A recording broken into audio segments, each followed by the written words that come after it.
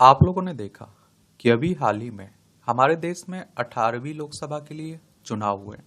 लोकसभा के चुनाव होने के बाद, सरकार के गठन होने के बाद सबसे ज्यादा अगर किसी पद की चर्चा हो रही है तो वो लोकसभा अध्यक्ष का पद है, लोकसभा स्पीकर का पद है।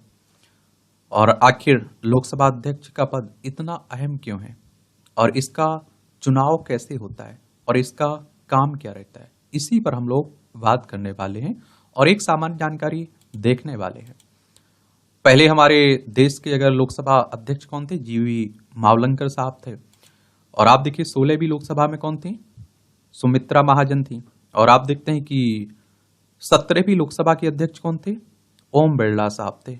और आप लोगों को एक और बात बता दूं, जो 16वीं लोकसभा थी और 17वीं लोकसभा थी, इसमें भारतीय जनता पार्टी को अपनी दम पर बहुमत मिला था।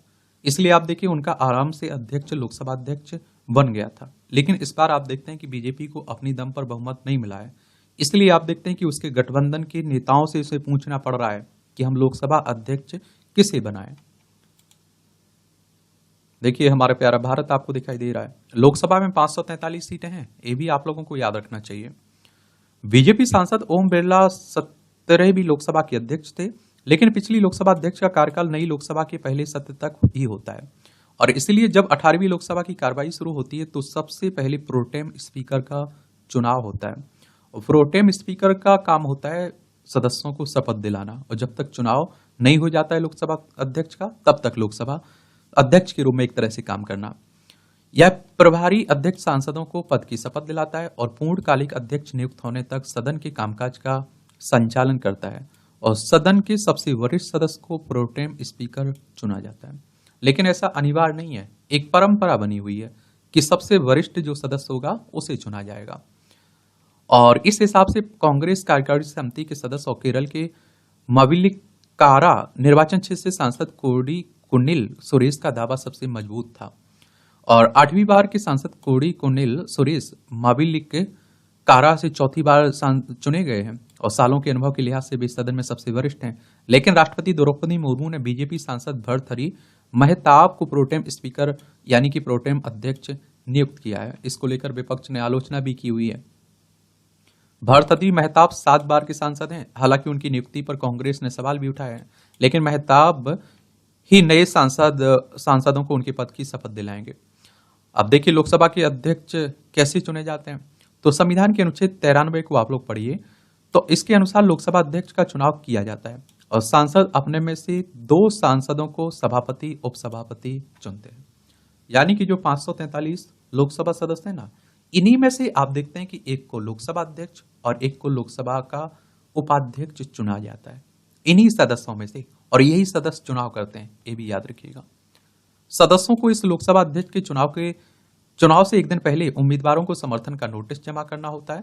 चुनाव के दिन लोकसभा अध्यक्ष का चुनाव साधारण बहुमत के जरिए किया जाता है, यानी जिस उम्मीदवार को उस दिन लोकसभा में मौजूद आधे से ज्यादा सांसद वोट दे देते हैं वह लोकसभा अध्यक्ष बनता है। इसके अलावा लोकसभा अध्यक्ष पद पर बने रहने के लिए किसी अन्य शर्त या योग्यता को पूरा करना जरूरी नहीं है। लेकिन जो व्यक्ति स्पीकर होता है उससे सदन के कामकाज, उसके नियमों, देश के संविधान और कानूनों के बारे में जानकारी होना जरूरी है। लोकसभा अध्यक्ष कामकाज को सुचारू रूप से चलाने के लिए जिम्मेदार होता है, यानी कि व्यवस्था बनाने के लिए, और इसलिए ये पद काफी महत्वपूर्ण माना जाता है। लोकसभा अध्यक्ष संसदीय बैठकों का एजेंडा भी तय करते हैं और सदन में विवाद होने पर स्पीकर नियमानुसार कार्रवाई भी करते हैं। सदन में सत्ता और विपक्ष दोनों पक्षों के सदस्य होते हैं, इसलिए लोकसभा अध्यक्ष से अपेक्षा की जाती है कि वह तटस्थ रहकर कामकाज चलाएं।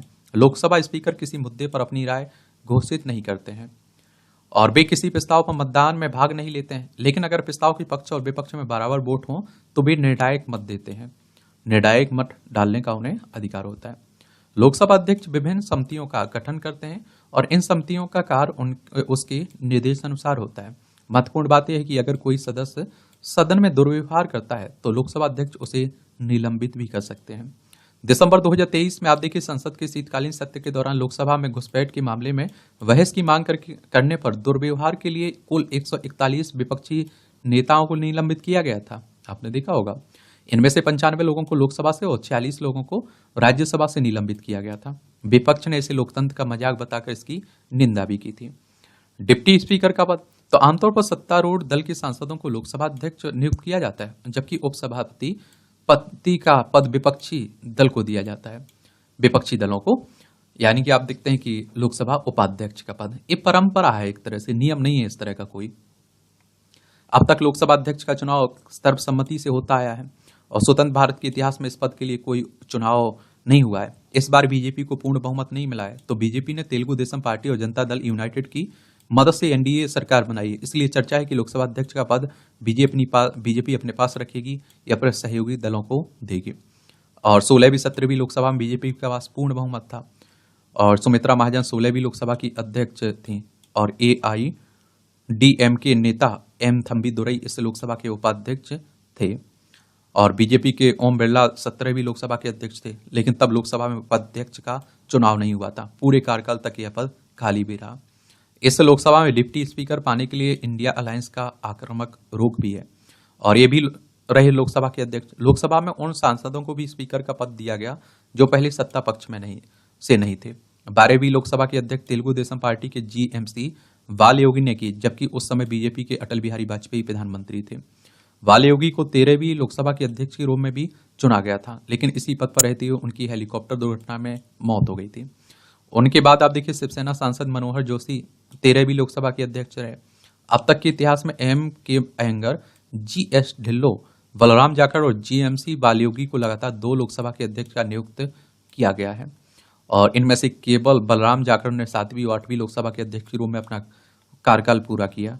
4थी लोकसभा अध्यक्ष के रूप में कांग्रेस नेता नीलम संजीव रेड्डी ने अपनी नियुक्ति के बाद अध्यक्ष को तटस्थ होने के सिद्धांत को मानते हुए कांग्रेस पार्टी छोड़ दी थी कि हमें पर कोई एक तरह से आरोप ना लगे कि हम कांग्रेस की तरफ झुकाव कर रहे हैं, कांग्रेस के दबाव में काम कर रहे हैं। और आप देखेंगे जबकि मनमोहन सिंह की पहली यूपीए सरकार को मार्क्सवादी कम्युनिस्ट पार्टी ने बाहरी समर्थन दिया था, तब अनुभवी CPI-M नेता सोमनाथ चटर्जी लोकसभा के अध्यक्ष बने थे। बाद में CPI ने अमेरिका के साथ भारत के परमाणु समझौते विवाद पर सरकार से समर्थन वापस लिया और चटर्जी को लोकसभा अध्यक्ष पद से इस्तीफा देने के लिए कहा, लेकिन उन्होंने ऐसा करने से इनकार कर दिया, इसलिए बाद में उन्हें पार्टी से निकाल दिया गया था। 2009 से 2014 तक 15वीं लोकसभा की अध्यक्ष रही मीरा कुमार लोकसभा अध्यक्ष पद संभालने वाली पहली महिला थी। उनके बाद आप देखते हैं बीजेपी की सुमित्रा महाजन 16वीं लोकसभा की अध्यक्ष थी।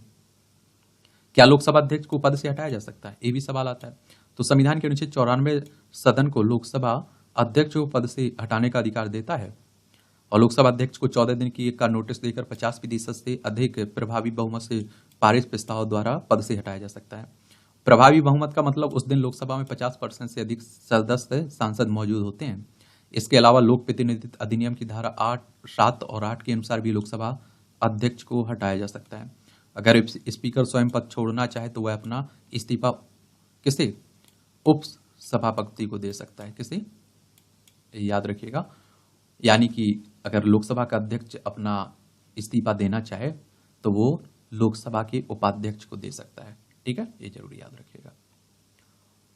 तो ये कहानी है लोकसभा अध्यक्ष की।